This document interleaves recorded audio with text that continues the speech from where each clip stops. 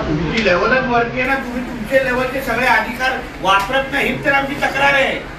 Expenses वापरतच नाही तुम्ही, शून्य एक्सपेन्सेसवर चाललाय तुम्ही। सगळे पैसे इकडचे वापरले जात असतील किंवा वाचवले जात असतील, भावाच्यानी करायचं काय? अहो पण प्रायोरिटाईज करावं, गाड्यांचे प्रॉब्लेम आपल्यालाही माहिती आहे, पण तुम्हाला प्राधान्य द्यायला पाहिजे की नाही? असं कसं हो? तुम्हाला काय आता म्हणून तर तुम्हाला आपल्याला त्या पदावर बसवलं आहे ना आपल्याला। मग तुम्हाला अगर कारभारच करायला आलं नाही जेवढं आहे तेवढं ह्याच्यामध्ये, तर बघा आता पोलीस स्टेशन मध्ये काय पाहिजे तर गृह खातं देतं काय त्याला पैसे? थोडक्या पैशामध्ये पोलीस स्टेशन चालवतात की नाही? सरकार आहे, सरकारचे हात काही बाबतीमध्ये बांधले गेले असतात, पण चालवण्याची पद्धत असली पाहिजे ना, टॅक्टिक असली पाहिजे। आता इकडली परिस्थिती कशी बदलेल तुम्ही मला सांगा। काय निर्णय तुम्ही फटाफट घेऊन टाका ना। आता हे पार्टिशन मिटिशन हे सगळे विषय आहेत, आता ड्रायव्हर आणि कंडक्टर छत्र्या घेऊन बसत असतील तर अवघड आहे ना। जो आमचा अधिकार आहे 2 गाड्याचा, तो आम्हाला का भेटत हे ते साधा प्रश्न आहे। काय तिथे अगर तुमच्याकडे अगर इथे उत्तर नसेल ना, तर मला ही तक्रार थेट वरती घेऊन जायला लागेल, आणि मग वरतून कारवाई झाली तर मग मला सांगू नका। माझ्या एवढंच मोठं आहे की तुमच्याकडे उत्तरच नसेल, तुम्हाला तुमच्या खात्याची आणि जिल्ह्यामध्ये काय चाललंय हेच माहिती नसेल। आता 2 गाड्या आमच्या का नेल्या हे तर तुमच्या तोंडावर उत्तर आलं पाहिजे ना। कमी का केल्या? इथे होत नाही। शासनाचं डोकं फिरलं होतं का 7 गाड्या द्यायला? काहीतरी निकष लावले असतील ना। कुंभवड्याच्या मुलांचा सेम प्रॉब्लेम आहे। उरलीचा माणूस फोंड्याला जातो आणि फोंड्यावरून गाडीवर इकडे येतो। मी वरच्या मंत्र्यांच्या समोर बैठक लावू का? तुम्हाला काय अडचणी आहे? कारण तुम्ही तर निरोध अशा पद्धतीने अगर तुम्ही कारभार करत असाल तर आम्ही काय गप्प बसण्याचं कारणच नाही आहे। एका लहान तालुक्यामध्ये अगर तुम्ही एसटी म्हणून अगर सुविधा देऊ शकत नाही, तर यापेक्षा मग हे सगळा रोज आता आमच्यावर निघणार। पाऊस आहे, लोकांची अडचणी आहे, शाळेतल्या मुलांना पण त्रास होतोय, तर आम्ही काय करायचे? तुम्ही काय फक्त साथ बोलून बसणार इथे, आम्ही काय करायचं त्याचं उत्तरच नाही ना। बाकी ह्या लोकांनी बिचारांनी करायचे काय? खिशातले 15,000 18,000 टाकले, कुठून आणले असतील तरी? तो घरात जाऊन पगार देणार त्याच्या तुम्हाला की इथे तुमच्यासाठी खर्च करणार? आणि काय एसटीला काय महसूल येत नाही? किती फ्री दिलाय तुम्ही मला सांगा? ते 75 वय वरती सगळं फ्रीच आहे ना। तो महसूल जमा झाला असेल ना, गणेश उत्सवाच्या टायमाला किती जमा होतो महसूल? मग मी आकडे घेऊन बसतो ना, मला हरकत नाही ना। तुम्हाला अजून डिटेल खोलात जायचं आम्ही देतो, पण ह्या परिस्थिती बदलायला लागेल तुम्हाला। म्हणून आम्ही लोक मुद्दामून तुम्हाला इथेच मिटिंग घेतलेली आहे। कारण काय तिथे बाहेरच्या बाहेर बसतात, टोपी टाकायची निघून जायचं आम्हाला।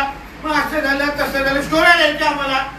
37 गाव आहेत सर, एकही मुंबईला जाणारी या बसस्थानकातून गाडी नाही। एकही काय करायचं? 2-3 गाड्या चालवत होता।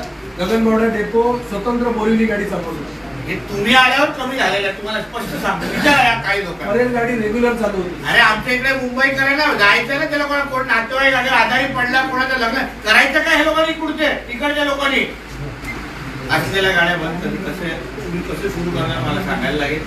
मुंबईतून आम्हाला किमान 1 ते 2 गाड्या तुम्हाला सोडायला लागेल, ते कसे सोडणार ते तुम्ही मला सांगा। आम्ही काय कोणाचे खिशातले पैसे मागत नाहीये। शासनाने जे आम्हाला सांगितलेलं आहे, जे विषय विधिमंडळामध्ये मंत्री आम्हाला जे विषय सांगतात की एवढं चांगलं चाललंय तेवढं चांगलं चाललंय, त्याच्यावर आम्ही अपेक्षा ठेवतो। पण त्याची अगर विपरीत परिस्थिती अगर असेल ना, तर मग आम्ही विचारतो ना काय करायचं ते। सरकार आमचं असलं तरी पण आम्ही 10 विचारायची उभा आहे आम्हाला। आम्हाला काय कोण गप्प बसवणार नाही, कारण लोकांची बांधे लावतो आम्ही पण इथे।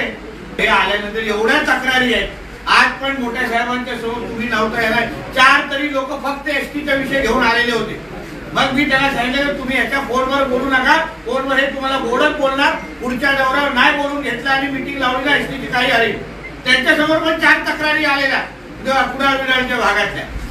आल्यानंतर माणूस नुसतं गोड बोलतोय, आपल्याला मिनी बस देणार होते की नाही आम्हा लोकांना? मिनी बस देतो, हे त्याव देतो, म्याव देतो, आम्हा लोकांना येणं बनवण्याचे कार्यक्रम चालले तिकडे। आणि आम्हाला वाटतं अरे बाबा काय हे बातमी छापतात आणि बोलतात हे काय नाही, मिनी बस ना आली ना काय झाली ना काय झालं, हातगाडी आली असेल कुठेतरी। तुम्ही विचार करा, तुम्ही आल्यापासून मला काय काय कमिटमेंट केले आहेत ना, ह्याच्या जरा मिनिट्स ऑफ मीटिंग काढा तुम्ही। एक लोकप्रतिनिधी नाही आहे, लोकप्रतिनिधीला किती काय शब्द देते काय मर्यादा असतात, आणि आम्ही आठवणीत ठेवणारे लोक आहोत। मिनी बस येणार होत्या, गाड्या असलेल्या गाड्या तुम्ही कमी करतात, मिनी बस जाऊन दो तिथं अपेक्षा आता फार मोठी झाली. आता अवस्था इकडची काय बरं, आता आम्हाला खुश करण्यासाठी काहीतरी शेणचं नारळ ओढणार. बाहेर चिखलाची अवस्था बघा काय. एका अशा माणसाला तुम्ही कॉन्ट्रॅक्ट देऊन ठेवलं, सगळे तोच करतोय. तो त्या दिवशी तो कॉन्ट्रॅक्टर आलेला तो, आणि तो चालू कधी करणार होता 10 ऑगस्टला ना. तेव्हा तोपर्यंत पावसाळा आता घेईल. हे अर्धे आमचे लोक त्या ह्याच्यामध्ये गाडीत उभे राहतील. अरे मुलांचे युनिफॉर्म असतात तो शाळेचे. तुम्हाला झेपत नसेल तर राजीनामा द्या, मोकळं तरी हो ना. कशाला आमच्या असलेल्या जिल्ह्याची वाट लावता हो. तुम्हाला वाटलं नाही ती परिस्थिती बदलली पाहिजे. हे बाजूची वेटिंग रूम बघून तुम्हाला वाटलं नाही लोक एवढ्या कमी जागेमध्ये का बसतात. आता तुमचं तिकीट काउंटर बघा तिथे, इथली काय मागची जाण्याची गरज काय तुम्हाला. हे निर्णय तुम्ही तुमच्या पाठीवर घ्यायचे आहेत. पाहिजे लावा जोशीला, स्पीकरवर टाका, चला मी बोलतो त्यांच्याशी. आमच्या स्वतः कणकोलीला येऊन गेलेला आहे तो. उगाच त्यांच्या ढकलू नका तुम्ही. त्यांनी स्पष्ट बोलाय साहेब, डीसीला अधिकार असतात, ते ह्या पार्टीचे निर्णय घेऊ शकतात. मग काय तुमच्या अंगावर आम्ही गेलो ना, लावा 353. मग चालूच आहे. पाठवा रोज केस जाऊन आम्ही थकलेलो आहे. पण ही मागची पार्श्वभूमी कोणच बघत नाही. लोकांचा रोष आमच्यावर येतो ना हो, ते हे काय करत नाहीत. हा आणि तुम्हाला सांगतो, हा एकमेव अधिकारी जिल्ह्यामध्ये ज्याच्यामुळे सरकारची बदनामी होती. माझा स्पष्ट आरोप आहे. मी तुम्हाला स्पष्ट सांगतो, एकमेव डिपार्टमेंट आहे ज्याच्यामुळे आपल्या सरकारची बदनामी होते आजच्या तारखेला. बाकी काहीच नाही. एसटीच्या संदर्भात गावागावामध्ये लोकांना, आणि ते आता मी खारेपाटणला होतो गाव भेटच्या टायमाला, असलेली लहान मुलांची शाळेची बस हे लोकांनी बंद करून टाकलेली आहे. संस्था आहे, 1400 मुलांची संस्था आहे साहेब खारेपाटण. हे असे कारभार आहेत. हे काय बोलतात, मला करायला लागेल नाही तर बघू तुम्हाला. स्टॉलची अवस्था बघा. चला हे झाला, ते झालं. कंट्रोलर तुम्ही मला देणार.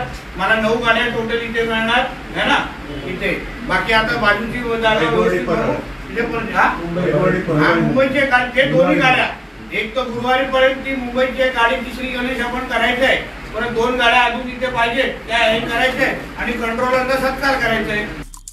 आमचे दिवसभरातले सर्व अपडेट्स, ताज्या घडामोडी आणि थेट लाईव्ह पाहण्यासाठी सबस्क्राईब करा, लाईक करा कोकणचं नंबर 1 महा चॅनल कोकण 7 लाईव्हचं YouTube चॅनल.